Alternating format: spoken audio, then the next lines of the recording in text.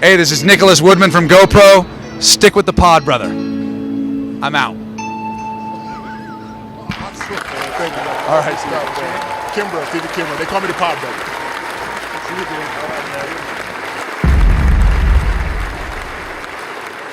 Life is either an incredible adventure or it's nothing at all. In light of the beauty of that song, I'm going to ask you for a moment of silence. There's a tragedy that occurred earlier today in France, and we have with us a cabinet minister from France as well as many French representatives in the audience. But because we share so much, I'll ask just for a moment of reflection about the horror that occurred.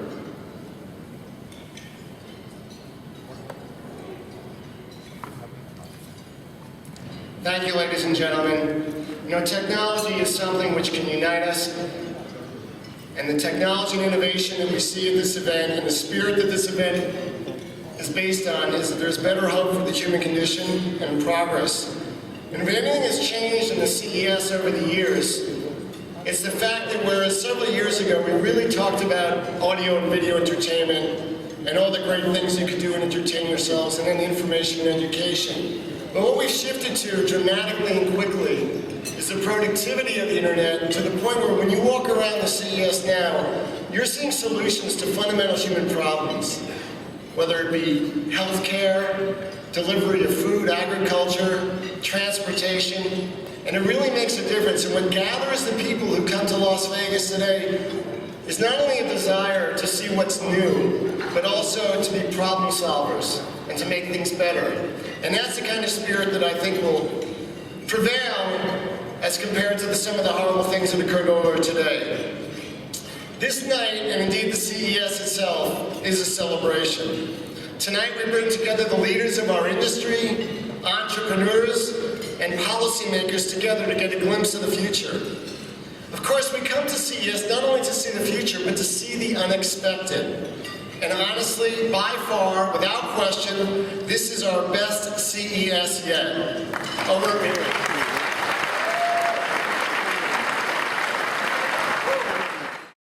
Media company that produces TV and film projects and has branded consumer electronics products including headphones and even a tablet. His career is testimony to the opportunities presented by content and technology merging to create the next generation of entertainment. Please join me in welcoming Nick Cannon.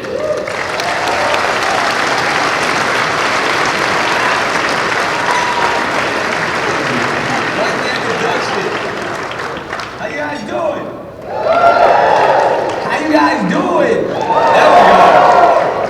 Such an honor and pleasure to be here in a room of such distinguished people, and to have the title of ambassador bestowed upon me. It's a lot, but I'm actually having the most amazing time and getting to meet so many amazing people that, you know, like all of you in this room, and hanging out with Gary. It was cool because when I met Gary, he actually told me that I made him feel cool with his wife, and I was like, wow, there's a lot of pressure right there, Gary. But actually, honestly, this opportunity makes me feel cool amongst my peers, and you know, my ambassador duties here at CES were actually for me to bring the entertainment world and kind of allow them to conjoin with the tech world, because there's two industries that are, you know, growing at such a pace. It's been really exciting for me to have been at CES for previous years, not in this form, but actually someone who had a vision and products to actually present. Years ago, I think it was, you know, almost 5 or 6 CESs ago. It was the first time out here, and Noel Lee from Monster allowed me to come out here. I was a part of that big headphone boom that took place a few years back, and we actually had an extremely successful product with my incredible headphones, and each year the business has been growing, so I've done everything from on-ears to in-ears, and You know, we had an incredible business at retailers like Walmart, Best Buy, and so many other things. And then I had the opportunity to, last year I presented my tablet, which was amazing. I had a 7-inch tablet that we launched exclusively with QVC, and this year, now my tablet business is growing even more. And so just to be able to learn from all you amazing entrepreneurs in here and all the innovators in here, and actually, as an entertainer as well, come from one side and just know how much synergy there is amongst working with the tech industry, then at the same time being someone who is a content provider and knowing that those two worlds cross so much. I feel like we've done tremendous things. I mean, I've actually even walking the floor today, I brought someone that I'm currently managing, one of the biggest rappers in the game. His name is French Montana. Ask your kids about him. He's hot. He dates a Kardashian, so it's really cool. But it was amazing because he had never seen anything like this. And you know, we were walking the floor and taking pictures and doing so many outstanding things. And it's just examples like that to where we can bring the entertainment world together and understand. You know, I've been a techie and a geek all my life. I was one of those kids that would definitely, you know, run to the nearest Fry's or Radio Shack to buy a RCA jack to hook up my phone to the television. I was that little kid. So to be able to have a vision and a dream to create product is more than a blessing to me. So to be in here and to share this, I really don't have anything important to say other than I just want to see all these great innovators and all these people that I've had a chance to meet to continue on, and you know, to be able to walk that floor and see so many cool things like everything that's going on in CES 2015, from the wearables to the things in the virtual space. And then obviously, like I heard Gary talk about earlier, the driverless car. I heard Gary got a chance to roll in that. I went over, I saw the Mercedes. It wasn't there, but I put my bid in and I wanted to buy it. They said I gotta wait 15 years. I was figuring I'll be about 50 then. I'll be going through a midlife crisis, so I wanted them red. Get that, and hopefully they come in convertible. I can work that out. But that was probably one of the coolest things that I've seen, and look forward to just being able to figure out ways to provide content, and whether it's writing scripts or more television shows or even making music to kind of bring these worlds together. So again, I encourage everybody to continue to come up with these really cool ideas, and all the government officials in there, don't stop the party. Make sure we're allowed to do that.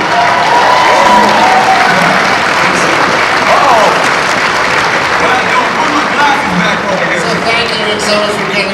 Could you just like put your shoe up so people can see? This was not as fancy as my $2 million shoes. These are just a Stingray, not real Stingray, I love animals. These are some Louis Vuitton fancy shiny shoes. I like shiny shoes. So when you're talking about wearables, is that it? Yeah, these are my wearables. And this one, you see that? It's what do they call that? It's a diamond conductor. We can actually do.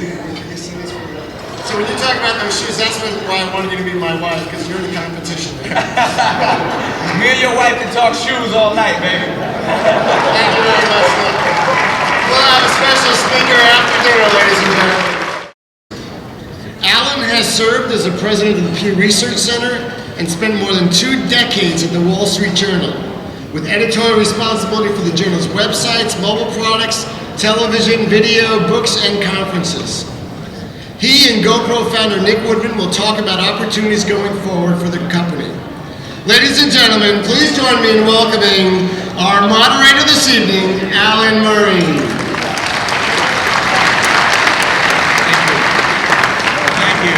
Thank you, Gary. Everybody needs to like grab onto your seats for the next 30 minutes. I was really excited when Gary asked me to do this, because Nick Woodman was number 49 on the Fortune Magazine Business Person of the Year list last year. He was number 12 on the Fortune Magazine 40 under 40 list.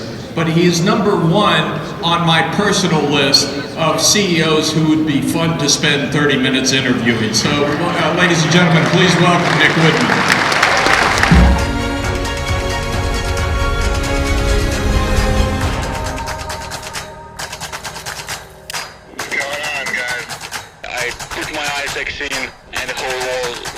shake.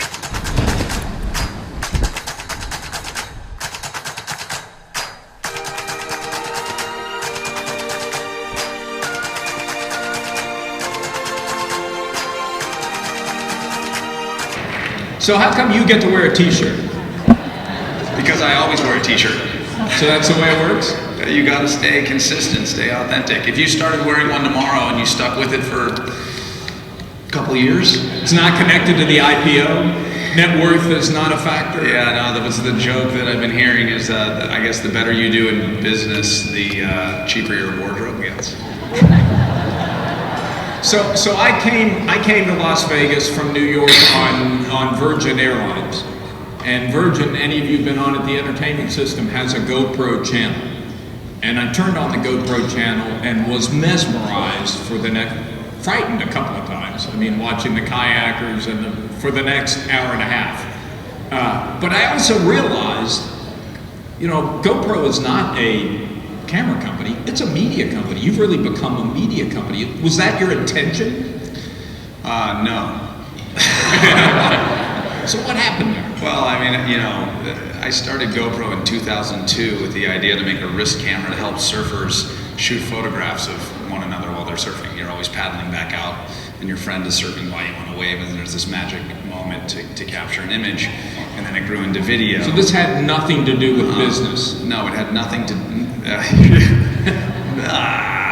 it was meant to be a successful enough business that, you know, I could keep run a small family business and take surf trips as R&D trips. And as any successful or aspiring entrepreneur in the audience knows, any idea that you have that, oh, when my business starts to get successful, I'll get to do all these fun things is a complete and total fallacy. Because as your business starts to get successful, what do? You work more, keeping the business going. But it wasn't until 2009 when we were, I was testing the first HD Hero, the first HD GoPro. And when I still remember, I went for a surf and tested it and got back home and plugged the camera into my flat screen and looked at the footage. And I felt as though I was in a Discovery Channel television show. I mean, it just looked unbelievable. And not me, the image quality. It was you. And I called to my wife and I said, she was my girlfriend at the time, Jill, and I said, you've got to come in here. And I played it for her, and I totally got teary-eyed. I get a little choked up thinking about it. I said, this is going to change everything. Look at this. They are going to film television and movies with this thing. We're about to break through not just being a consumer. I assume she thought you were nuts. No, she used to before, but we've been together a long time, and she knew that when I get that kind of crazy look in my eye, that it's going to happen. And I knew that if people started capturing and sharing their lives from these incredible perspectives, but importantly with this incredible quality that we're only used to seeing in film and television, but it's featuring them, that our customers' sharing of this content was going to virally grow awareness for what we were doing at GoPro and help virally sell our products. In 2009 though, I didn't yet connect the dots that, hey, taking the best of our customers' content, repackaging it and distributing it as the GoPro channel, as GoPro branded entertainment, was the best way to grow our business. I didn't make that connection until about 2011. It all kind of came together, and here we are now, and it's happening. It's hugely powerful. You know, if you think about the people in this audience and the 160,000 people, Gary, who come to this conference, and the manufacturers in particular, the problem they all have is, how do we keep this stuff from becoming commoditized? You go to being stuff. You go to the 2.4 million square feet of, you know, you got a lot of people making the same stuff. And you've cracked that problem by turning your gadget into a media powerhouse. We don't sell stuff. The key is people don't buy things, they buy solutions, right? And if you sell somebody a thing, you're going to have a problem selling them something in the future, because people don't use things, they use they use devices that do something for them, that solve something for them, and we help people self-document and self-capture their life in a way that was never possible before. And it's a very meaningful problem we're solving. People have passions and interests, and we help them document it. But the most important thing is that we're seeing a shift where consumer-generated content, thanks to devices like GoPro, are enabling entertaining content, engaging content that's starting to rival professionally produced content. You told me earlier today that you had this conversation with Tim Cook at Apple about how do you keep your brand, how GoPro keeps its brand preeminent. Tell me a little bit about that conversation. Well, it was brand is an interesting thing. Brands, very, very strong brands are powerful, and when they introduce new products and services, if they have a great brand reputation and a strong following, their customers, the global audience, pays attention. So when Apple comes out with something new, or when GoPro comes out with something new, people pay attention. Wow, this is probably going to be pretty cool. But the brand gets a reputation for enabling certain things, for serving certain problems.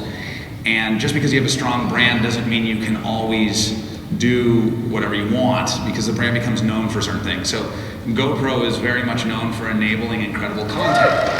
I watched this guy walk through the exhibit hall today, and it was like crowds swarming around him, You just have to have a killer logo. Is that what it is? We got a killer. Who loves the GoPro logo? That's it. It's on the logo. So another area where a lot's happening is virtual reality. Is GoPro going to make a move into that area? I mean, I don't know about make a move into it, but what I will say is similar to the drone industry. There's natural points of convergence with GoPro and virtual reality. One of the things that has made GoPro so successful is the incredibly immersive content that we enable. Content that makes one feel as though they are experiencing that event. We call it experience transfer. I can capture a great experience, show you my footage, and almost like a dream, you feel as though you lived that. And what better platform? If you can tell a story and get other people to believe in that story, collectively you can do anything. And my job now is to sit down with fabulously talented people and talk story about our idea of the future. Get buy-in around the table, and all of these brilliant people then go and make it happen. And I've got, for me, the best job in the world. And so, nothing changes. It's just we're a little bit more enabled to make that reality real. And real. In spite of what you said a little earlier about as the company gets bigger, you have to work harder, I get the sense you're still able to break away every once in a while to go surfing or snowboarding or... It's hard. It's hard. Weekends are sacred. Look, I have 3 little boys, 4, 3, and 10 months old. And and then I got my 13-year-old named GoPro. And I have my wife. And it's busy times. So the work week is full on, and then weekends are full on family, and holidays are full on family. Does that change your perspective at all? Because I have to tell you, I have a daughter who is a competitive snowboarder and was an early adopter of GoPro and does all sorts of crazy things that absolutely scare the hell out of me. You say be a hero, but when you're talking to your kids and you say be a hero, are they... I'm getting a sense of that. I thought I'd be a macho dad. I am not. I get really worried watching these little guys go for it, but it's. Do you want to change the logo a little bit and say be a responsible hero? Yeah, my 4-year-old Hugo, when he was just before, not even 2, he was busting front flips and full 360s off the bed into beanbags. And I asked him, Hugo, where did you learn how to do this? And he looked at me, GoPro! And he sprinted down the hall, and I thought, what have I done? Oh my God. And to give you a sense, in 14 months, he got stitches, stitches, stitches, stitches, stitches, teeth, stitches.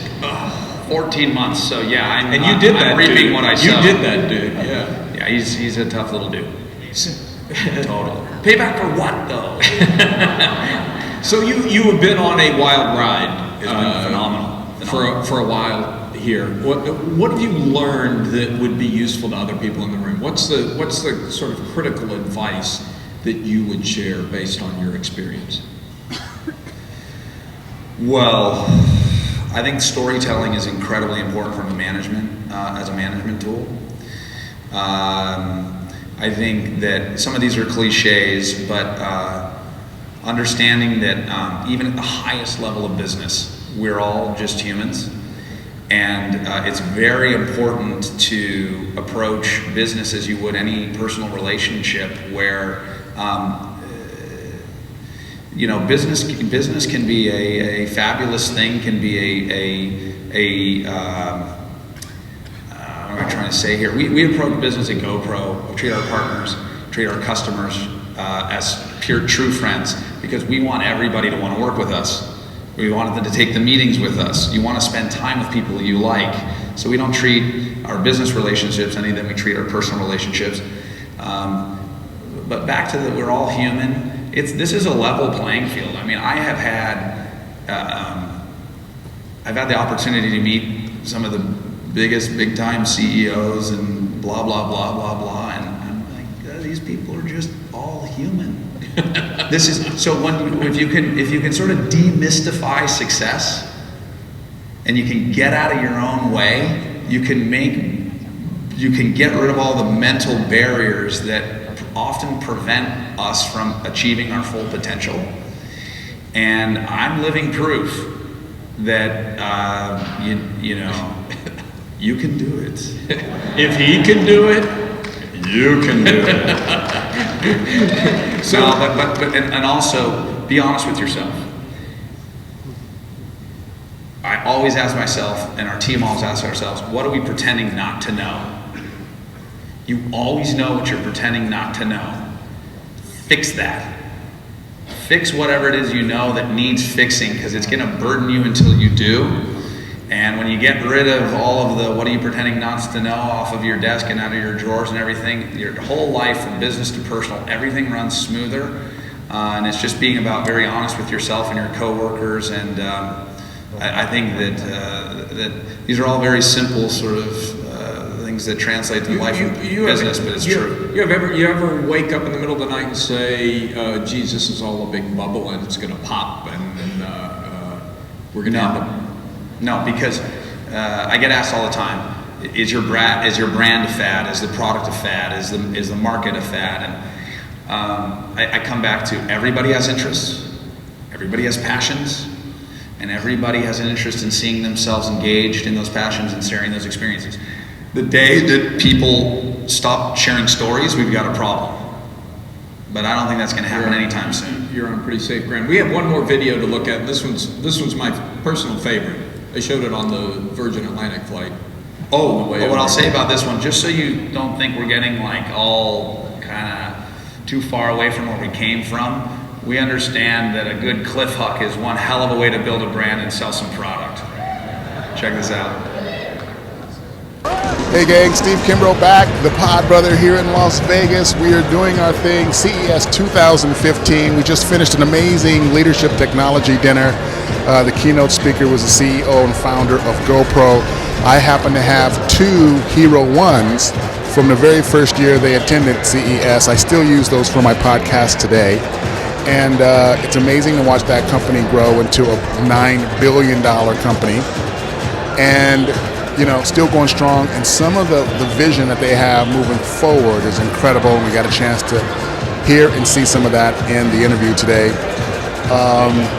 I mean, a lot of you know the brand, you've seen a GoPro video, but there are some cutting edge things that's coming around the corner that GoPro is going to be getting involved in that is just going to be amazing. So if you get a chance, get your hands on a GoPro, document your own story, because that's what it's about. It's not about selling a device or selling software or it's about selling a story, and that story happens to be your story, happens to be you.